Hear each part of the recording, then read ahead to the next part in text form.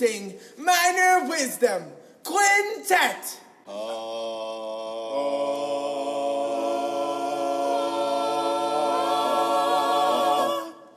1, 2, a skidoo-doo-doo. Minor Wisdom. So everybody is done with their first full week of school, and now you've got a 3-day weekend. Happy Labor Day, everyone. To those of you in Florida, if anyone listens in Florida, or if anyone has family in Florida, hope all this the best with those residents there with the hurricane. By the time this drops, the hurricane will have landed, but hope everybody's safe there and making smart decisions out there. This week I've got Amy Jordan, chapter director for Texas Thespians. She came on and discussed a little bit about her, but also some things that you might need to know for the looming registration that is just in about a week, September 9th. And you should probably listen to this just to get a couple of tips. Make sure that you're checking out the website, texasthespians.org, checking out the new facts. There's also one fact that Amy dropped in the interview that she wanted to make sure that you guys knew. It's the hotel, the one that she said was not the correct one. That is another option besides the Gaylord, and it is the Hilton DFW. So make sure that you are ignoring what she says about the Hilton in there, and you're talking about, or you're thinking about the Hilton DFW. Hope everybody enjoys football season starting up, college football season, pro football. It's an exciting time. Ladies and gentlemen, this week's Goroner joke.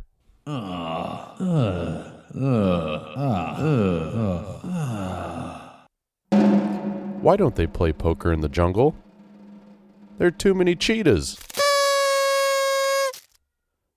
And thanks to those of you that have purchased Minor Wisdom shirts, that will help me travel. You'll notice this interview is over the phone. I would have liked to have gone to Denison to talk to Amy face-to-face. The interview would have been longer. It would have been more organic. The phone is just a little more difficult, but that's okay.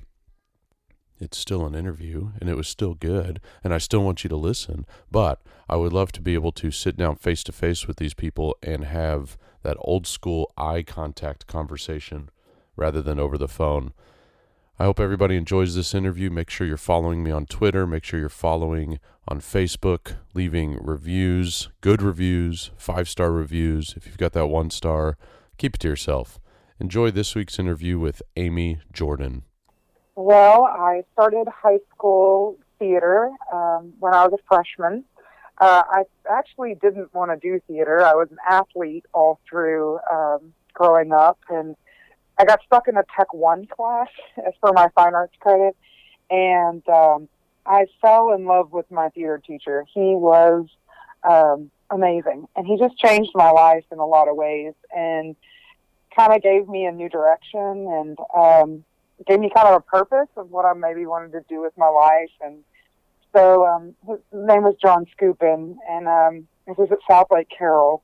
And so I did theater for 4 years, and I gave up athletics and kind of started that direction and went off to college with a scholarship for design and for tech. And I actually finished in 3 years, did the fast route. Ended up working professional theater as an equity stage manager. Did that for a little bit. Decided to settle down, get married, and try the teaching thing. And took my first job at Denison, which is a town I'd actually never heard of, north of the Metroplex. So moving from South Lake to Denison was a huge shift for me. But I'm starting my 19th year here at Denison High School. Built a brand new, beautiful facility 5 years ago. I've taken the program from 60 kids to now having over 450 kids in the program. So I've been doing theater since I was 14, and I've just loved the whole process, I guess. And now I'm doing what I do here at Denison, and then I serve as the chapter director for Texas Thespians, which I'm grateful and honored to have that something I do, and yeah, that's me. Cool. So what sport did you play? That's something I actually didn't know about. Really, I played volleyball and basketball Okay. and softball, and then I also threw shot and disc for the track team. Wow. I was very involved. Yeah, that okay. And you said you were an equity stage manager. How Yeah. long did you like?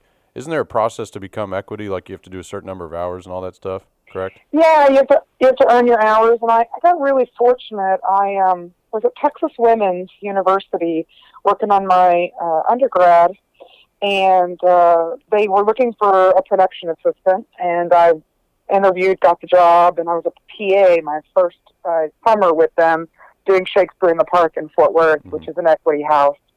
So I did that the first summer, and then they bought my hours for me, which was really kind of an honor.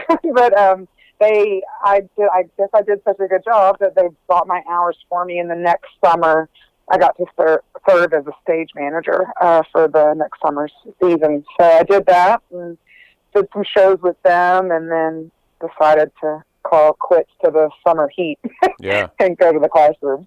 Well, that's cool. Yeah, those are two things. You know, I've known you for a little bit of time. I didn't know those two things Yeah. about you, so that's cool. Yeah. So now you mentioned, and as most people that listen to this, because it's very niche, know you're the chapter director for Texas Thespians. Yeah. What kind of drives you to lead? Students are an obvious answer, and that can be your answer, but like what drives you to lead as the chapter director? I did thespians in high school, and most people don't know this either. I actually started the thespian troupe at South Lake Carroll when I was a sophomore. And I found thespians online and researched them and loved everything about what it was, and I wanted to bring it to my high school. So I did, and then when I came to Denison, I brought thespians here and started our troupe here. And so I feel like I've always been an advocate of thespians, and I've always been leading a thespian organization in some capacity as a president of my high school or a troupe director here at my own school or now as the chapter director. I've always wanted kids to have a place where they felt like they were accepted but recognized as well. And I've always felt like Thespians does that. And that's always been my vision for big festival, is that I want kids to come and I want kids to feel like they belong and that kids have an opportunity. And so I guess that's always been, I feel like I've always led Thespians in some way. Yeah. Now, just in a very different capacity. Do you think, as a kind of follow-up to that, do you think your background in athletics and like the team element of things has kind of sort of spiced you up for being the leader that you are now? Absolutely. Okay. My kids at school joke that I'm just like a coach with air conditioning. Because I run my rehearsals like a coach. I run my program like almost like a coach. It's a very team mentality. Nobody's better than anyone. We're all working towards the same goal. Of course, we always have our stars, but they're not any better than the weakest. And so, yeah, I need my kids to be self-motivated too. I mean, they have to work hard to accomplish. I can't do all the work for them. They are on the field or they're on the stage, not me. Sure. And so I think a lot of that athletic training is carried over, honestly. Do you have some advice that you received that helped you through where you are now? Yeah, John Skupin used to tell me in high school, always look busy. And even when you're not busy, Yeah. carry a clipboard around and look busy. I feel like that was a really huge piece of advice that he gave me, was to always look busy and always be busy.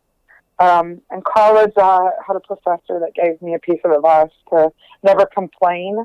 Yeah. And if you didn't like what the situation was, then fix it. If you were unhappy, solve it.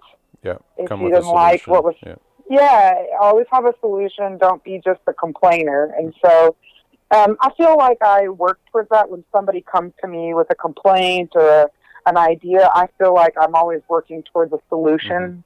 So I think those pieces of advice kind of like shaped me as a leader, I guess. Yeah, that's good. Yeah, the look busy thing. I think sometimes it's easy to look busy because you are, but Yeah. Yeah. but I preach that with my students as well. Is if you're going to complain about something, you got to have some sort of solution, but at least be willing to be receptive to a solution. So Yeah, absolutely. yeah, because some people are not that either. They just want to be Exactly. negative. Yeah. So here's some other kind of fun questions. I want you to tell me what you think defines success as in the world of like your shows or in the world of your classroom. Like, what do you think is a successful theater department? You already said you went from 60 to, what'd you say, 450 or something like that. Yeah. Yeah. So I think that is one way to measure success. That's something also administrators like to see, growth and retention. But how would you define success? This is going to sound weird because most people probably think it's crazy. I feel like my show is successful if I'm sitting in the lobby while it's performing. Yeah, that's agreed. I don't watch my shows. Same. Yeah. I feel like once they're happening, they belong to the kids. Mm-hmm.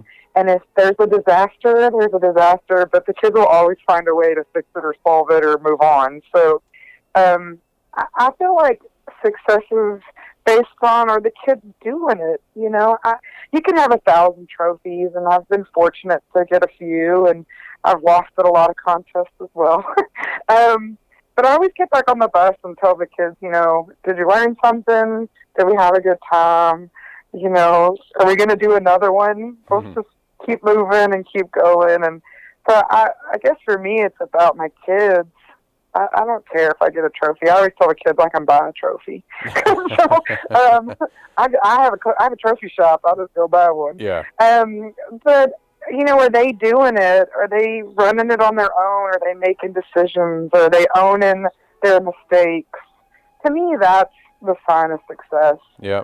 With any program. I know it's going to sound like I'm blowing smoke, but that's like 110%. I agree with that because I'm the same. I don't watch my shows. It's mostly more for my own anxiety, but I bet too.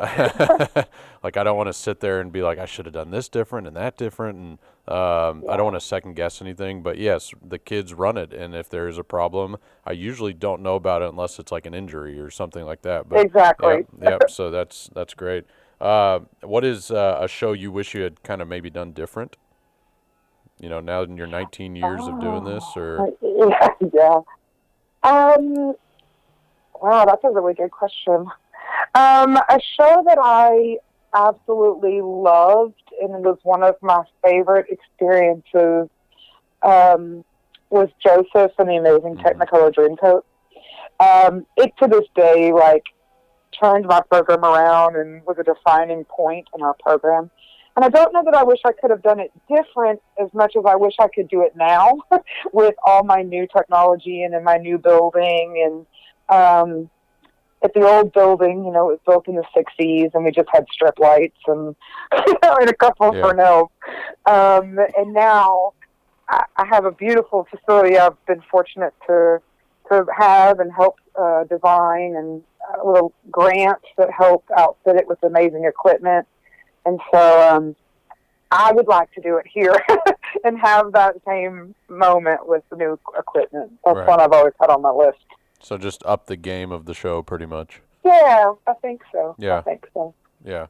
All right, I'm going to get into some Texas Thespian questions. Yeah. So before we get into the paperwork side of things, because I do want you to talk about kind of maybe some of the expectations of September 9th and things like that. Yeah. D-Day, as I'll call it, but it's not trademarked. It's just what I call it. But so a pipe dream for Texas Thespians. Like, do you have something that you think is attainable but is going to be almost impossible? Wow, that's a really good question. I wish that I just wish that every kid in Texas that has a troupe or doesn't have a troupe but has a theater program was some way involved. Mm-hmm. I know that not every kid and every school can afford to come to festival or can make the distance of the travel, but I wish that there was another way they could be involved and feel like they were included in a part of the organization in some way, if that's a leadership camp, or if that's teacher conference, or if that's the big conference, or if it's junior festival. In some way, I wish they all had a way to be involved. Right. And so I guess that's what I'm working towards. Right. And what do we said that at our summer meetings that we have 15 events. Is that correct? Yeah, if you count out all the teacher conference, the junior conferences, leadership, and then our PD days that we're doing with our teachers, adding up to about 15 events across the state over a full year. Are we, is the state of Texas unique in that way, or are there other states that kind of offer similar features to the Thespian Society? I think that a lot of states are offering other opportunities. I think on the grand scale of it, we're offering probably the most, and I think that's because of the size of our state. Right. We are a huge geographic landmark here, so we are having to move conferences around and have multiples to be able to access as many people as possible. A smaller state wouldn't have to have quite as many. Right. And and we also talked about these junior festivals, these regional junior festivals, and how successful they've been in reaching all these kids. Do you have any fear? And I know this might sound like a weird question. Some of these kids are going to go to these junior festivals. They're in these, we'll say, successful middle school programs that the teachers are like gung ho doing all this, and then they get to a high school that maybe doesn't have the cash flow or the means to get to big festival, and it's kind of disappointing those kids. Is there anything that you would say to kind of those kids or those directors to say, here's a way that you can still stay engaged and don't look at it as like a downhill slope, like here are other opportunities? Yeah. Does that make sense? Yeah. I do worry about that a lot, which is why we've developed the Send a Troop and the Send a Thespian grants. Those have been, in the last couple of years, a new program that we've developed to try to get kids to festival that need financial assistance, or try to get a troupe to festival that are really wanting to go and just don't have the funds available. And the hope is that once they come, then they can go back and make it a year-long process of raising money. Right. And it's a priority for them to try to find a way to get to festival. So that's where those programs have kind of come from. There's tons of resources, and every day I'm trying to think of new ways to get kids to festival and to get kids involved. So yeah, it is a fear, and it's something that I'm still actively trying to work on, like how to help those kids that are, the travel is, 8 hours away, or or they just don't have the resources. So yeah, we're still working on that. Yeah, and so there's just for the people out there, that information's on the Texas Thespians website. If you just go to Events State Festival, and then there's a link for sending a troupe for people that want to help do that, because I think that's very valuable. So to get as many, like you said, as many kids there, as many kids that want to be there, to get to the Gaylord in November. So what are some things that you kind of want to tell the people, just to kind of a heads up for when September 9th comes around? I know at the leadership, or not at the at the leadership conference, but the teachers that attended those and that sat in the PD, we discussed, the not putting in student 1, student 2. Those are some things you've said in the past, but are there other things that you kind of just want to give people a heads up and say, hey, make sure you're looking for this, looking for that, let the cog wheels turn, that kind of stuff. Absolutely.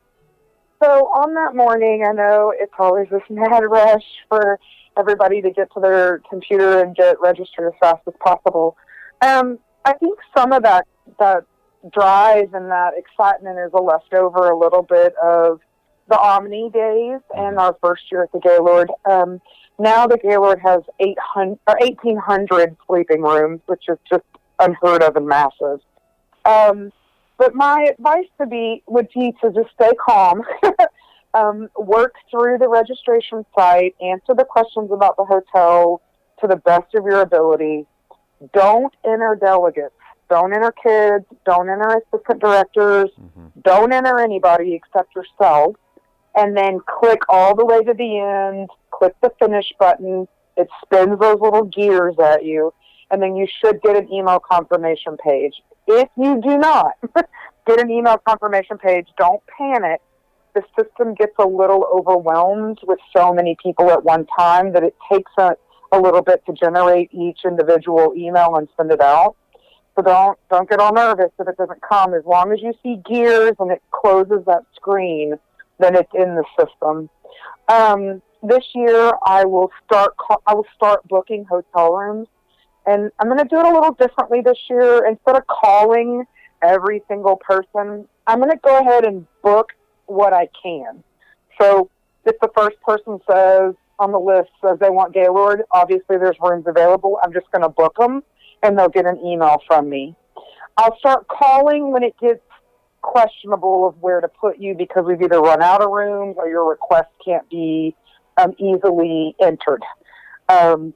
I think that'll help me go faster, and it'll help the phone calls and the craziness. If I can just enter until rooms are full and then start calling people once we're at where I need their input and what they want to do. Be as clear as possible about how many rooms and how many kids you're putting in rooms and stuff like that, because it really helps me make sure I'm putting people in the right place. Yeah, and I do remember we get this a lot, or you get this a lot because of the Facebook page. Don't give Amy's cell phone to parents. Yeah, don't do that. A lot of you have my cell phone, and I want my troop directors to have my cell phone. But keep in mind that I'm one person and I'm working as fast as I can, and so I don't teach that day. Like, I just work on those students that whole day, and it takes me about a week. It took me 5 days, and I had to take off of work for 5 days, but it took me 5 days to get all the housing requests put in. So I just need people to be calm and patient, and I will email them, and I will get rooms booked for everybody, and there's no need to panic. I will tell people, just so everybody knows, the Embassy Suites has limited rooms. There's not as many there available. It's just what it is. The Great Wolf Lodge has become extremely popular because you can put more kids than 4 in a room over there, but those rooms are also limited. Right. There are tons of rooms at the Gaylord, and then we also have the rooms at the Holiday Inn. Yeah, there's a place for everybody. That's kind of the bottom line. But yeah. If you're wanting to come, you will come. So we have rooms. Yeah. We won't run out of rooms. It may not be the hotel specifically you were looking for right away, but we have rooms. Yeah. The other thing that I know we talked about at some of these leadership conferences is that the board now has specific email, name or first dot last at texasthespians.org. So you no longer need to bog down my Fort Bend or your Denison or, anything like that. It's real easy if you know a board member's name, and even if they're not the board member that you necessarily think is over whatever you're asking a question about, just shoot them an email and then it will get forwarded to the correct person. I think that's something important to know too, because there's a lot of hesitation, I think, from new directors and even some old directors on, I don't want to reach out to Amy because she is busy. So, but I know Blake Miner, so I'm going to email him. But if you just do first.last at texasthespians.org, you'll reach somebody. You'll get to somebody. Yeah, and And don't fear to email me, Right. which is amy.jordan@texasthespians.org. I will forward it to somebody. Yes. I will get it to the right person 100%. Or I will respond. I try to respond to every email or at least forward it to the right person. But if you go to our website, all of our pictures are up, and if you click them, it has our email. I'm really trying to get away from my Denison email. I'm really trying to get people to start using the new Texas Thespian email just so I can keep work and thespians separated. With thespians getting so large and becoming such of its own entity, I really need to try to separate the two just to help me. I encourage everybody to go to the website and check the festival page and see where it talks about what's new. We have some new events with dance. We have a new works in progress program that we're starting at festival. More ways to get kids involved, more ways to get kids to compete and participate at festival. So check out the what's new, go to the website and look at all the pages. The website's been redesigned to make it easier and a little bit more user friendly. Don't forget teacher conference is in the end of January. Registration is open for that, and we've already got a large amount of people. That registration will close when it hits capacity. We're going to keep that event small on purpose, and that is open and taking people now. We're super excited this year because we're adding vendors to teacher conference, and that's happening. Junior conferences are open and registering right now, so if you want to get your middle school kids doing something. We just have a lot going on, and we're really excited about what direction Texas is going in, and I'm honored and so proud of all the things that we're doing as a board, and that's it. I'm just excited. And teacher conference is in Houston, the DoubleTree and Greenway Plaza, so Houstonians know where that is, but where was it last year? It was in Austin, so don't drive to... It was in Pflugerville. Oh, Pflugerville, yeah. So don't drive to Pflugerville. No, it's in Houston this year. If you registered for Texas for the teacher conference, don't drive to Pflugerville. But yeah, well, great, Amy. I appreciate it. Yeah, absolutely. So get back to your 6 preps. Minor wisdom. Now introducing Minor Wisdom Quintet.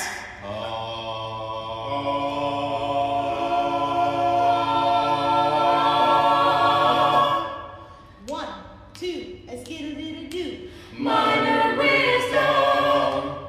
It's very late for me to record. It's midnight, and I'm going to just release this once I scrub it and load it. But I've got Amy Jordan. Amy Jordan is returning.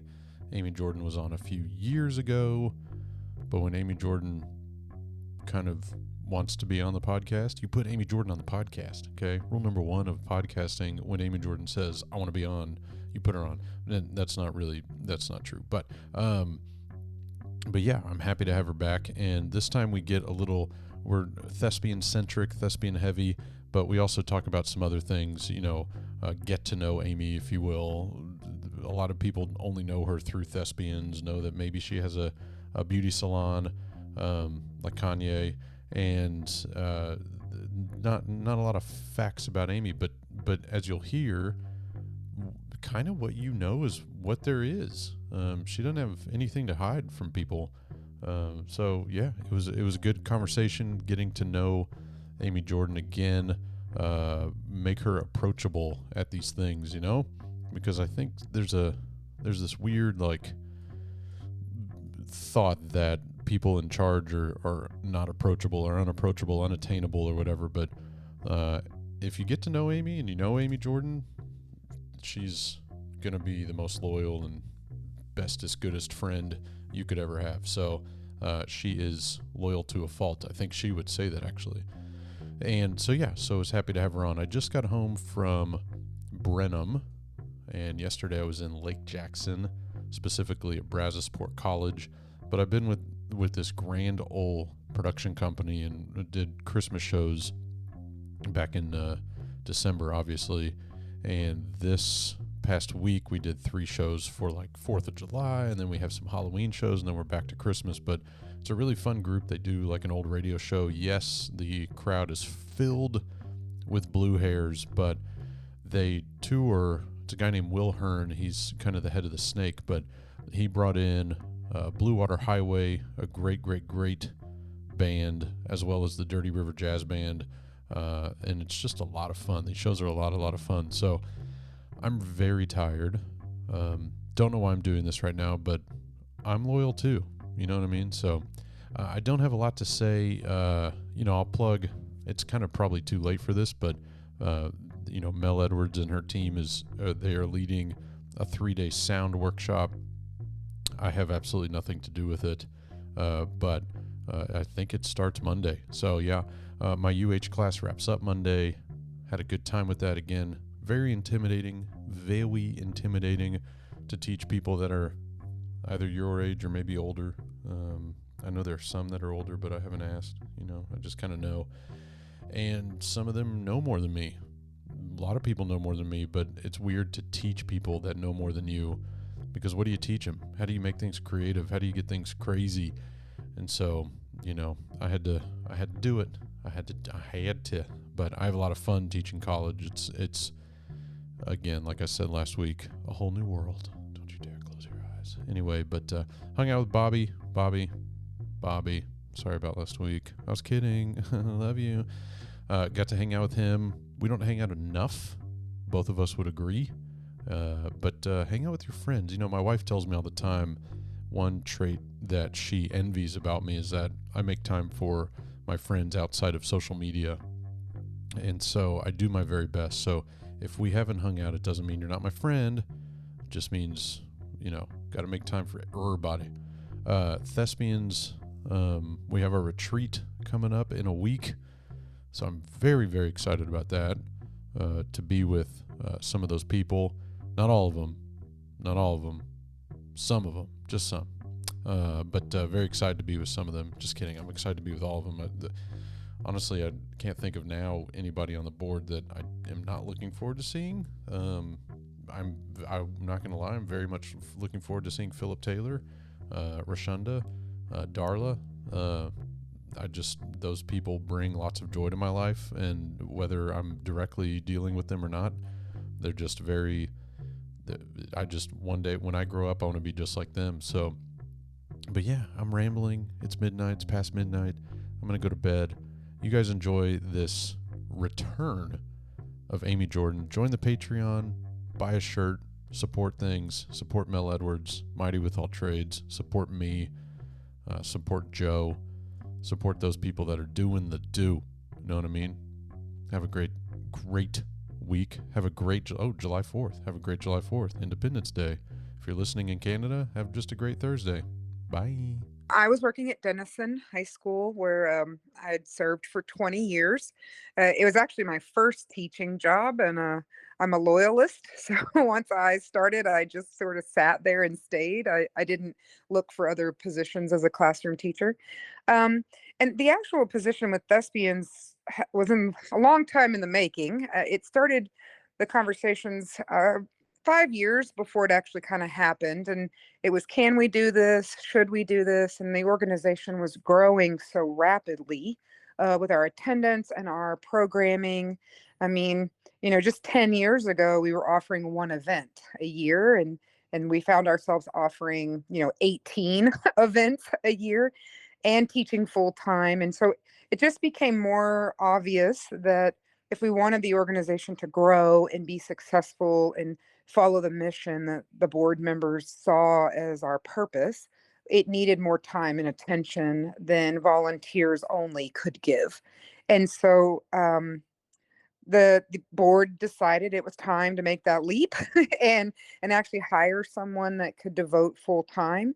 So I spent the first year just working as the executive director, kind of by myself with the board members, and then continued to grow and develop programming. In the second year, we were able to hire a director of operations, which was BK Goodman.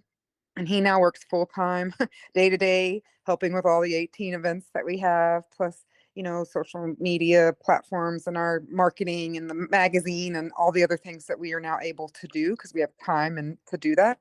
And then we were also able to add a a membership and development manager, which would be Carla Schumann. We're so fortunate that she was able to join us too, and her focus is to help the teachers and help our troops get the information they need. And then she also works with our colleges and vendors and our funding for some of our grants and things like that. So I guess this is something I don't think I've ever known. I've known you for a while now, but you became chapter director, and it's a very, for people that don't know, it's very business centric. There's a lot of just straight up business school type things that you have to take care of. So I know you learn a little bit on the fly with some of these things, but like who has been sort of one of your mentors or someone that's kind of helped you along the way, sort of a safety net to kind of guide this theater teacher who does have some business. I think all theater teachers have a little bit of business acumen, but who's been somebody that's kind of helped you along the way, to sort of keep you on the straight and narrow and not get you, I don't want to say in trouble, that's the wrong word, but you know what I mean, as far as like with the business side of everything thespians. Yeah, absolutely. I mean, you're absolutely right. We're theater teachers, and then we're trying to run what ultimately is a small business that became a massive business. Um, I would say I picked up some of that business sense. Obviously, running my own program, you're dealing with budgeting and purchasing and customer service and keeping your patrons happy, and so some of those same qualities and skills fit both positions.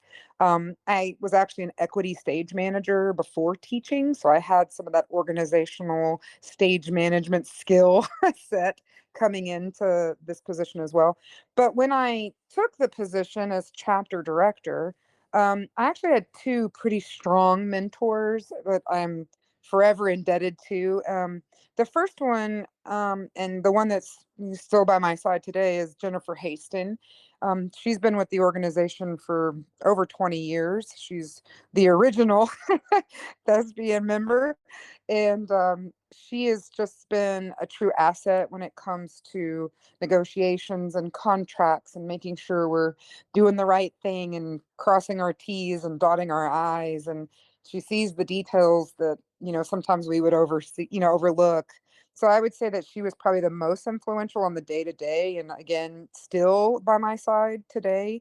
And then the other one that was a big piece in the beginning was Diane Carr, and she worked for the national office and was our kind of our representation at the national office on the chapter level. She served as chapter relations, and she really became a strong mentor for me when it came to how to run a chapter and how to make sure the chapter was successful and grew. And so I'm always will be in debt to her too for believing in me and supporting me and being there at every phone call when I needed her. Yeah, So those yeah, would be the two. yeah. Diane was actually, I think, my third guest ever on this podcast, and I can say this now because statute of limitations, but I recorded it while I was at school, sitting in the tech booth, when I was supposed to probably be doing something else. But I was like, I got Diane's available, so I'm gonna just Yeah. put everything away She's and figure she's this an out. absolute incredible leader. Yeah, She just had a servant's heart and she loved Texas. And she's actually an honorary thespian in the state of Texas. She was actually never inducted. And so we as a state inducted her so she would be an official thespian for life. yeah. And so she just loved our state and was so supportive of what we were doing and believed in our mission and what we were working towards. And she was a great asset. So then I guess that leads me to the next thing. Like, so Texas is, as everybody knows, is massive, right? But the Thespian Festival hasn't always been massive. No. It's grown quite a bit, just a little bit, over the last, decade, 2 decades or so. What, why? Well, I mean, I know that's a very loaded why, but I mean, like, Yeah. what is it about this? And we don't have to keep talking thespians, but what is it about thespians in Texas that has made it such the monster that it is, and potentially why hasn't that model worked in other places. And I know we have a friendly rival, a joking rivalry with like Georgia and Florida and things like that. But, and those states have bigger ones and some states do. But it seems as though we are sort of we set the bar, even with Kendra, with IEs and helping out on the national level, things like, or not IEs, Thespies, Yeah. excuse me. But what is it about this organization that makes other people kind of look at it and be like, I wish I could be that? Yeah, I mean, there's a lot of reasons. Yeah, right. But the big thing is, you're right. I mean, we weren't always a massive organization. I look back to 10, 12 years ago, and we were somewhere around 2,800 or 3,200 coming to a state festival. Today, we're projecting 11,000 to be coming to state festival. So the growth has been fast and furious. And I think it's because of a few things. One, we have an outstanding group of volunteers that are consistent and loyal and have been with the organization. So we don't have a lot of that turnover, which I think sometimes causes instability within an organization. And there's just once you got something working, let it work. and to constantly be flipping and changing people, I think can weaken the growth and the success of an organization. It's just like a theater program. When teachers sit there for a long time, those programs tend to thrive, right? But when they change teachers every 2 or 3 years, the program has a hard time keeping on the momentum of up, right? And so I think that works for the organization as well. I think as far as why has Texas grown maybe more than some other event in other states is, in Texas, everything is super competitive, and we've put a lot of emphasis and thought into our competitions and our kids being recognized and acknowledged for their work and their accomplishments. And if that's, through competitions or through scholars or through scholarship auditions or interviews or any way that we can prove to others and to our kids that what they're doing is valid and it's important and it is going to shape their lives for the future. I think we are putting a lot of effort and energy into those things and to promote our kids and promote our teachers and even our administrators. If we can put effort into our administrators, it only makes our teachers better, which only make our kids better. Yeah. And it's not just I run a festival. We're really educating and working towards the promotion of theater education within our state. Does that make sense? Yeah, absolutely. And to kind of piggyback off of that, I would also give credit to sort of the explosion of the junior side of things too. Absolutely. Because I think that starts to get, if the kids are coming in freshman year saying, we've got to go to that I've been looking forward to this big festival. I hear all about it. We talk about it at juniors, blah, blah, blah, blah, blah. Because that's, I think, a misnomer too sometimes, is that Thespians is looked at as one event in November, or now two, I guess, in November, but sometimes it's got that, like, everything works towards that big festival, but really they're so, like you already said, with BK working on however many teens of events, those things are creating the foundation in some regards to creating this massive sort of business. I mean, you could fill the what is it, American Airlines Arena in Dallas pretty much with all the Thespians that come to big festival, plus then the juniors. So Well, and we actually, within the state, we have over 16,000 active members as of today. I actually looked the number up. wow. So we're right over 16,000 inducted active thespians. And you're absolutely right. We took an active interest in our juniors. I believe they are our future. And if we can get them early, then they fall in love with theater, in middle school, then they will continue with it through high school. I believe the same for a theater program at a high school. Schools need to put effort and interest and money and support and whatever into their middle school programs because that is your feeder. Yeah. That's where you get them excited and ready to become the high school thespian or Yeah. theater student, you know? So I know that we've put a lot of effort and energy into our junior festivals. We have an incredible junior board team that works and constantly pushing and growing and new ideas and new competitions and new ways to recruit kids and get teachers the resources they need to help them run a junior troupe. So that is a big piece Yeah. to it. So enough about thespians. So right now there's this kind of, I don't want to say a movement per se, but I can definitely tell you that there are more people interested in leaving the classroom and becoming kind of what sort of Mel Edwards has sort of, I wouldn't say she's the first person to do this, but she's definitely one of the more popular ones. But as far as like consulting and leaving and just still supporting education and theater and all that stuff, but not being in a classroom, there seems to be sort of, and I'm speaking also selfishly, I'm doing the same thing, but I've been approached by multiple people in the 6 months that I've been doing it, saying, "What's it like? What's it like? Is it worth it? Mhm. Is there something that I could do to do?" And I always say, it is what you make of it, and the skills that you offer up to schools and educators. They have to be unique, right? Things Yeah. that they don't necessarily either have the time to do, or they don't have the knowledge, that background. So I say all that to say there has become this sort of movement of teachers helping teachers, or former teachers helping teachers, and not as many teachers in classrooms full time. Yeah. There are also lots of, I mean, we see it on Facebook all the time. There's a job opening here, job opening there, all over the state of Texas.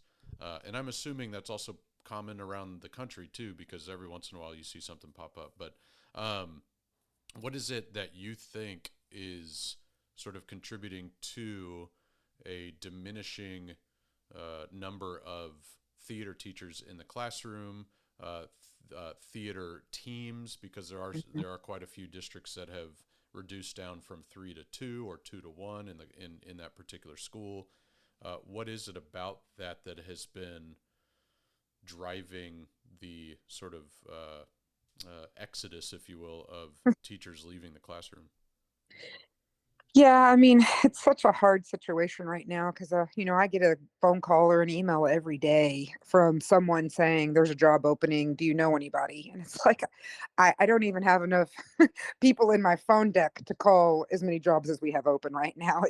It's kind of sad, but insane at the same time. But there are jobs everywhere in Texas, and I think to answer the question of why I think teachers are trying to leave the classroom, I mean, I think it's heartbreaking, first of all, let me say, because I think our kids need us more than ever right now. And I can't think of a better time to be a teacher for kids' needs. But what's happening, I think, is that the teachers' needs are not being met.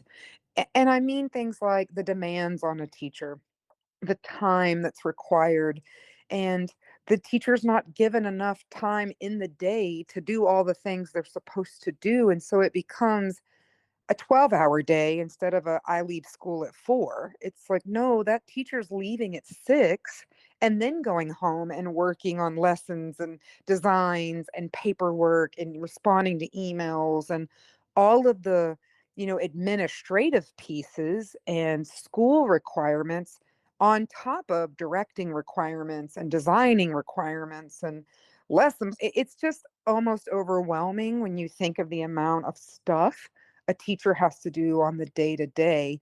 And then you add in, you know, do lunch duty and sit in the hall, and it's all the things, and they just pile up, and eventually I think the work life balance becomes unbearable. And most of our teachers that are trying to get out of the classroom, I think, have sat back and said, I need my life back. I need to be able to take care of my family and myself and not give everything to this classroom or these kids or this, school or whatever. I don't think it's a lack of love for kids or a lack of desire to be an educator or to teach or any of those kinds of things. I think they're just mentally exhausted and the burnout seems um big. It's worse than I think I've seen it in ever in Yeah. the history of teaching for me. I mean, that's 20 years. So I think we have a real problem on our hand as far as that. And when it comes to teams and programs being cut down, I do see that a lot. I mean, when I was at Denison, we were a team of 4 and now they're a team of 2. And it's like, but they still expect the same amount of work and the same amount of productions and quality, but you've cut their staff. And I think that's happening across the state in a lot of districts. And it's numbers, it's funding. We don't have adequate funding for the arts. We don't have the numbers of kids because they're now taking other classes that are required or, career and technology classes or whatever they're taking. It's hurting the fine arts numbers a little bit, and I think we're seeing a decline in enrollment of those class sizes. So then, I mean, you may not have an answer to this. Otherwise, I feel like you'd be sort of sitting in Congress or something. But is there something that you think would be helpful to fill the cup, get these teachers energized? And I know the short answer could be, come to festival, do PD with people you enjoy and specific PD and, do these things but is there that, that's not something that happens 180 days out of the year, being the school year, right? Hmm. So is there something that you think maybe that you did or that you've heard of people doing that you could adopt that maybe not everybody's heard that you could recommend? Or, I mean, it's kind of heartbreaking hearing you talk about like it's becoming a bigger issue, and I don't think it takes anybody. It doesn't take a genius to figure that out. But Yeah. but do you have anything? Is there a magical Amy Jordan crystal ball that you've been sort of looking in to figure out solutions?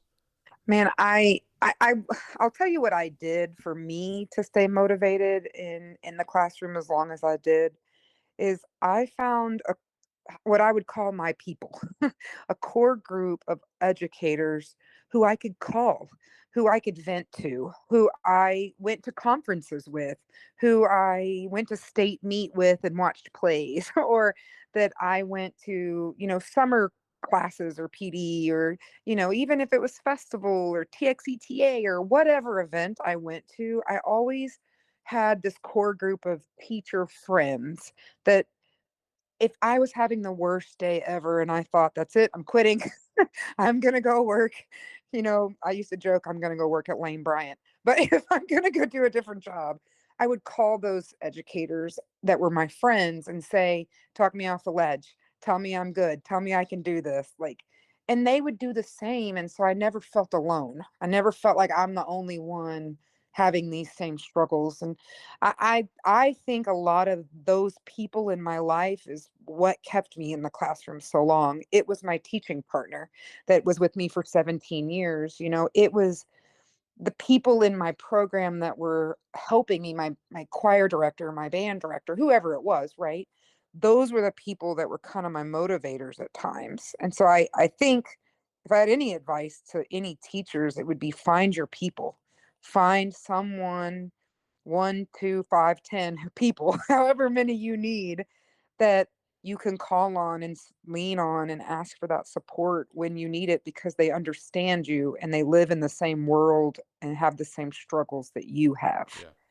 You know, Yeah. um, I wish I had a magic answer, and I think a lot of people get stuck on well, if they paid us more and if we made more money. And I don't know a single teacher who teaches because of the money.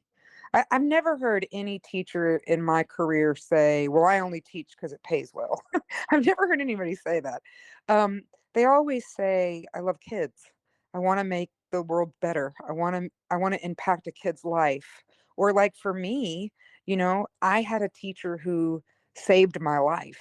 If it hadn't been for my high school theater teacher, I would probably, be in a gutter somewhere or in jail. Like he Yeah. believed in me and he supported me. And if it hadn't been for him, I wouldn't have ever been a theater teacher, but I wanted to give back like he gave to me. And I think we all want to do that in some way. I now have students that are teaching, and I hope they're giving back to their students like I gave to them. And so I don't know that I have a magic answer. I wish Yeah. I did, because I'm really gravely concerned about the future of our theater programs and our kids that need theater. Yeah. I think doing something for you is kind of a very good answer, like Yeah. making sure you're making time for you. And, it's funny. And I joked about this, and I'll call her out cause she posts about it and stuff. But Vicky Kirkley, posts, she's just always got such massive departments that do a lot of Mhm. work, and a lot of good work. But she posted like last day of school, and I did this many shows, and it dawned on me because young me would have been like, why do you do that to yourself? But some people like Vicky, that's their joy. Yeah. That is their filling the cup is staying busy doing these shows.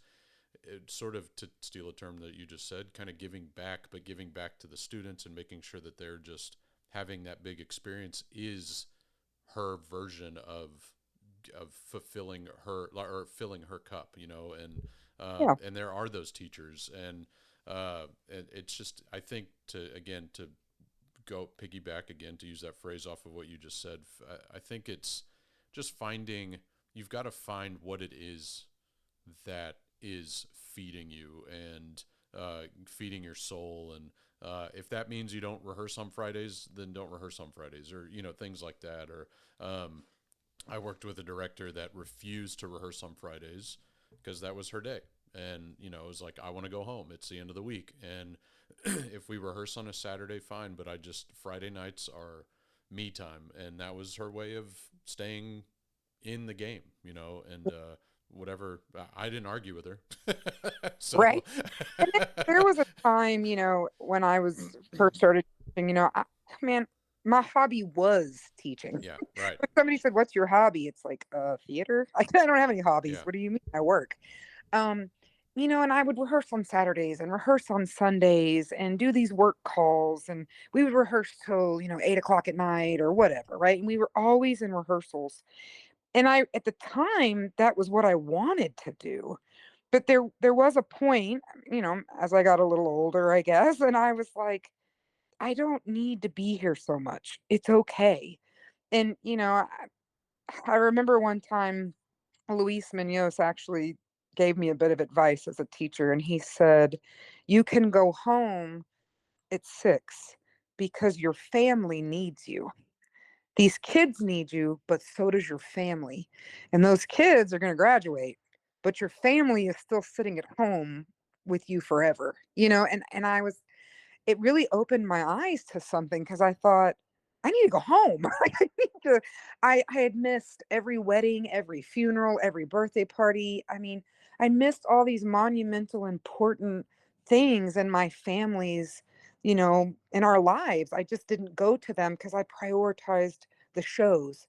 And some point, I just said, I have to put me and my family first. It's not that I don't love my kids any less. It doesn't more or whatever. It doesn't mean that I don't want to be as successful, or I don't want to win, or that. None of that is the truth. It's just, if I don't, I can't be I can't be the best teacher I can be, yeah, right. you know? Very well said. Yeah. So you sort of just, you glossed over it really fast. And I think we sort of loosely discussed this years ago on the original podcast, but I want to bring it up again because I've got to get an answer from you. But you said, I don't have any hobbies. My hobbies, theater. What is something, and I, full disclosure, peek behind the curtain, I told you that people enjoy seeing, or hearing about somebody like you or Natasha, or these quote unquote unapproachable people, which is the furthest thing from the truth. But what is something non-theater, non-thespian, and also you can't talk about your salon. What what? Because I think that was your answer last time, if I'm My not other mistaken. business. Yeah. But what is something like? What do you do that is completely away from the world that everybody knows you of thespians and theater and education? Man, that's Like that's like do always such like a do you hard collect question, like do you I mean like you can see behind me I collect like Yeah. my wife hates it, but I I collect things, and it'll be hopefully what pays for my kids college one day, but that's not the truth. Yeah. That's what I I keep. I have a couple of things. I mean, for Yeah. me, my I love animals, and so I have two dogs that are my everything. I don't have children, and they are my children, and so if I need to find my happy space and I need to, go do something that's non-theater, it's spending time with my family, my animals. Uh, I, that is to me where I am the happiest is when I'm getting to spend time with my parents, with my grandmother, with my husband, with our friends, and our family friends or whatever. It's spending time with others is what I find the absolute joy in. It's not things. It's not, I don't want to go bowling. I don't want to go, I don't want to go, shoot guns or watch movies or any of that stuff. I don't want to paint, and drink wine. I don't want to do that. I just want to be with people telling stories and laughing and sharing experiences. That is what uh, fills my cup, so to say, as far as like hobbies. My hobbies is being with other people and them being happy. That's what I Yeah, want to do. that makes a lot of sense, because I mean, like, again, peek behind the curtain, something we do a lot of is congregating around a table, and just Yeah. sometimes uh, we put our technology down and just chat and talk and Yeah. laugh, and so yeah, and eat really crispy bacon. But Yeah. so I yeah, mean, for me, like one of the hardest parts of not teaching, is yeah, that first year was, obviously I work from home now and I have a home office, but it was like, there's nobody talking to me. yeah, It's quiet. Like I had to turn the TV on in the other room just so I could hear voices because I was so used to hundreds of kids running around and interrupting my every thought and my coworkers talking to me constantly. And it was like all of a sudden I was like in my own silence and I didn't really know how to process that. It was to me my nightmare because I love groups. I love people. I love sitting at a table with, people just talking. And sometimes I just listen because I just want to listen. And then sometimes I'll talk and tell a story. But yeah, that was the hardest part was going from being social to being alone. yeah, you for know? sure. What kind of dogs do you have? I know I've seen pictures, but Yeah, they're incredible. I call them pound specials. They they came from a shelter. They're little yeah, terriers. They're supposed to be like 25 pounds, but they like Cheetos and French fries and don't laugh, but sushi. My dogs eat whatever I eat, and so I know that's not healthy for them. Please don't lecture me. yeah. But they're just incredible, and they're little beds in my office, and so they're with me every day. And if you ever Zoom with me, they love to bark and Yeah, say hi. But yeah, they are definitely my everyday, coworkers. right. They hang out with me, but they're just little terriers. Um, but they're the best. They're Uh, really that's fun. We just saw the Garfield movie, yeah. and as you know, Garfield eats anything Italian, and so Yeah. I was thinking about my own dogs too. We're not we're just like you. We don't intentionally always give them food. My kids do a lot of that, but they Mhm. are definitely, the kitchen table is their favorite hangout. That's for sure. So Yeah. Yeah. because they know that they're going to get something. Yeah, mine, when they hear the refrigerator door open, they Yeah. know that sound and they'll come running. Do you, They've learned that sound for sure. I don't So, know why I'm telling you this, but what's funny about that? So my dogs now react to. We have Life 360 and a mhm. Ring doorbell, right? And so whenever they hear those noises, they think somebody's home, right, or Yeah. something's happening. But there was a video not too long ago. There's a ballpark that had like Bark at the Park or something like that, and you can bring your dogs, and to get all the dogs to bark, they played over the sound system. They played the Ring doorbell. Oh my, that is hilarious. Mine would go nuts. Yeah. When So, that doorbell goes off, they yeah. run to the door and go nuts. Yeah. Are these your first ever dogs, or have you had dogs before I grew up with with dogs? dogs, and we would have more dogs than we probably should have as Yeah. a child. Yeah. And then when I first moved to Denison and started teaching, my husband and I got a dog, and her name was Desdemona, because I was working at Shakespeare in the Park on an equity contract, and we were doing Othello. So I named my dog Desdemona. But we had Desi for 14 years, and she actually passed during COVID, which honestly was probably the best way, because we were locked home with her, Yeah. and so we got to spend the last 2 months with her every day, which Right. was incredible, because when you work all the time, you miss out on so much of that time with them. They just sit at home and wait for you, Yeah.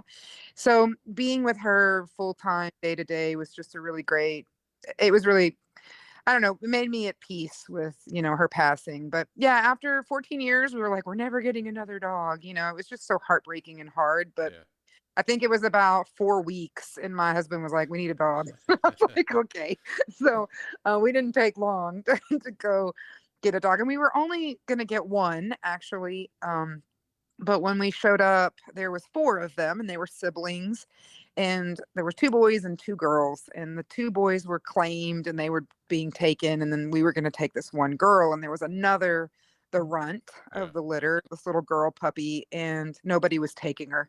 And I just, a soft heart that I am, and if you know me, I'm the biggest soft heart there ever was. People don't think that about me, Yeah. but I really am. If you know me, I am. But I couldn't leave her. I was like, we're taking both of them. I didn't want to, but we're taking her. And she is at my hip constantly. She is my dog. Yeah. So, yeah. That's the soft heart comment. It's really funny you bring that up. I won't get into too many things about that, but I get accused of it as well, as sometimes like being this sort of overly aggressive. This was a real change of subject right there, from cute little dogs to soft heart. But that's how my brain works. But I get accused of that too, of sort of being sometimes a rough exterior, and I don't Yeah. see it. And I think you've said that before, at least to us, of Yeah. like, it's just like, if you know me, you know that that's not the exterior Yeah. that people perceive is not at all what is accurate. And I definitely think it's the perception, because yeah, I'll have people say you're intimidating, and I'm like, I'm the nicest, yeah, softest yeah, hearted. Like, I cry at Downy commercials. yeah, Like, I'm like, what do you mean? I mean, I can see where that persona, because I have to be at sometimes I have to be in that position to show authority, and that's, I don't like that, but sometimes that's the position I'm in. But man, I'm a soft heart for kids, and any teacher who's written me an email begging knows that I'm soft on that. I'll turn and give to the kid in a heartbeat.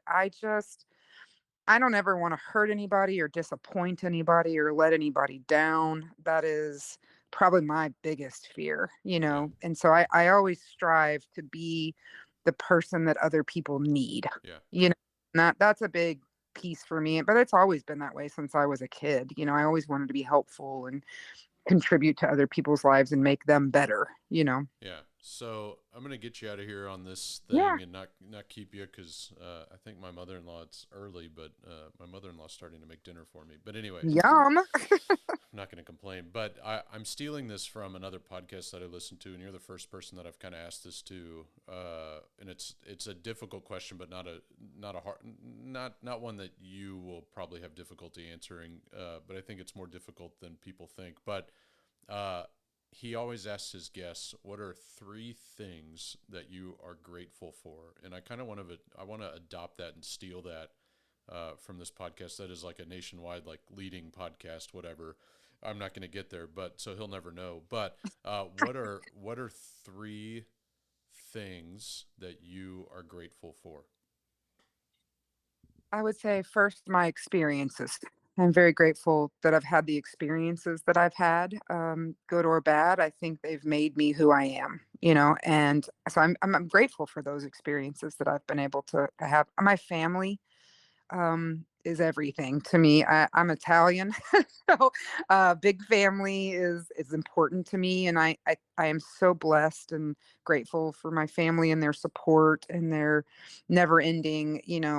Yes, Amy, you can do that, or yes, Amy, will come help you. And I think the last thing would be my tribe, my people, my board members, my coworkers, the people I share my life with. Those are the people that make me better every day and let me be the person I want to be every day. And so I'm so thankful and grateful that they are in my life. Minor wisdom.